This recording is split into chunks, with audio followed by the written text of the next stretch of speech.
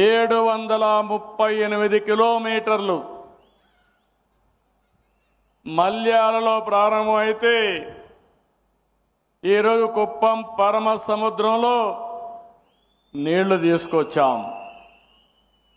27 lift ఇరిగేషన్లు పెట్టి ఎక్కడికక్కడ ఇప్పుడే మినిస్టర్ గారు చెప్పారు 730 అడుగులు పైకి లిఫ్ట్ చేశాం, మీటర్లు లిఫ్ట్ చేశాం. అక్కడి నుంచి ఇంకో పక్కన ఎక్కడికక్కడ సొరంగాలు కూడా తవ్వి అక్కడి నుంచి నీళ్లు తీసుకొచ్చాం. మీ అభిమానం చూస్తే ఈరోజు కృష్ణా పుష్కరాలు మళ్ళీ 2008లో వస్తున్నాయి.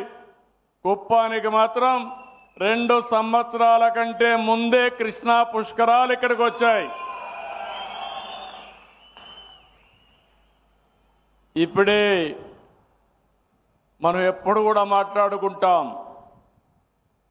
ఎప్పుడైనా కానీ నీళ్ల కోసం ప్రయత్నం చేసి భగీరథుడిని ఒకసారి తలుచుకుని భగీరథ ప్రయత్నం చేశామని చెప్పుకుంటాం.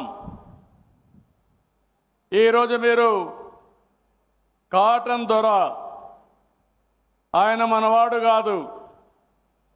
ఆ రోజుట్లోనే బ్రిటిష్ పాలన, ఆయన పరిపాలించడానికి వచ్చాడు.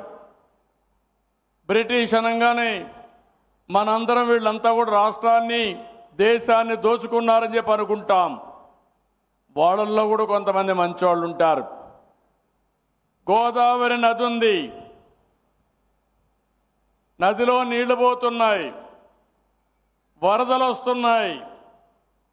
ఆ నీళ్లు మాత్రం ఉపయోగించుకోవడానికి వీలు లేదు.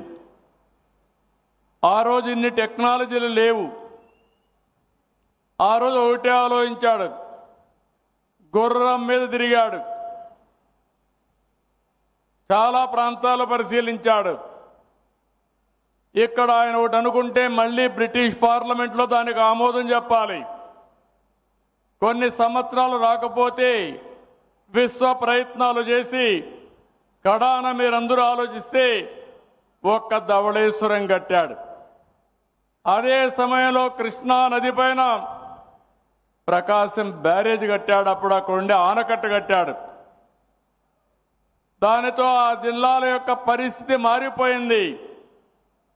దేశానికి అన్నదాతగా కృష్ణా గోదావరి రైతాంగం తయారయ్యారంటే అది ఒక మహనీయుడి యొక్క కళ అని చెప్పి కూడా నేను మీకు తెలియజేస్తున్నా. ఈరోజు గోదావరి జిల్లాలకు పోతే ఎక్కడ పోయినా కాటన్ దొర విగ్రహాలు ఉంటాయి. ఇప్పుడు కూడా ఆరాధిస్తారు. అక్కడ ప్రజలకు నీటి విలువ తెలుసు. అందుకే కాటన్ దొరని ఇప్పుడు కూడా గుర్తుపెట్టుకుంటారంటే దశాబ్దాలు గడిచాయి. అయినా కూడా దశాబ్దాలే కాదు శతాబ్దాలు కూడా గడిచాయి. అయినా కూడా గుర్తుపెట్టుకునే పరిస్థితికి వచ్చారు. ఈరోజు నాకు అనిపిస్తుంది, మన నాయకుడు ఎన్టీ రామారావు గారు ముఖ్యమంత్రిగా ఉన్నప్పుడు కృష్ణా జలాలు సముద్రం లేకపోతా ఉంటే ఆ సముద్రం లేకపోయే నీళ్లు మిగులు జలాలు ఈ రాయలసీమకు తీసుకురావాలని సంకల్పం చేసిన ఏకైక నాయకుడు నందమూరి తారక రామారావు గారు. సంకల్పం చేశారు, కానీ ఆ రోజు పరిస్థితులు అనుకూలించలేదు. కొన్ని ప్రాజెక్టులు పూర్తి చేయగలిగాం. ఇప్పుడే కొంతమంది మిత్రులు మాట్లాడారు, రాయలసీమ, రాయలసీమ ఒకప్పుడు రత్నాల సీమ, తర్వాత రాళ్ల సీమ, ఎడారిగా మారిపోయే పరిస్థితి నేను ముఖ్యమంత్రి అయిన తర్వాత చూశాను. ఎప్పుడో కాదు, 25 ఏళ్లకు మునుపు. రాయలసీమలో కరువు వస్తే నీళ్లు లేకపోతే పశువుల కోసం రైల్లో నీళ్లు తెప్పించి పశువులను కాపాడుకున్న రోజులు. పంటేస్తే 10 సంవత్సరాలు పంటేస్తే వేరుశనగ పంట 1-2 సంవత్సరాలు వచ్చి 8 సంవత్సరాలు విత్తనాలకు పెట్టిన డబ్బులు కూడా వచ్చేటివి కాదు. అప్పుడు నాకు అనిపించింది ఏంటి దౌర్భాగ్యం అని. అందుకే 1999లో హంద్రీ నీవాకు నేనే ఫౌండేషన్ వేశాను, నేనే ఆ రోజు ప్రారంభించాను. 2025కి పరమ సముద్రానికి నీళ్లొచ్చాయి. శ్రీశైలం మల్లన్న, ఇక్కడ కుప్పం మల్లన్న, కంగుంది మల్లన్న దగ్గరికి నీళ్లు తీసుకొచ్చాం. గంగమ్మ తల్లి ఆశీర్వదించింది, కృష్ణమ్మ తల్లిని కుప్పానికి తీసుకొచ్చిందని చెప్పి కూడా నేను మీకు తెలియజేస్తున్నా.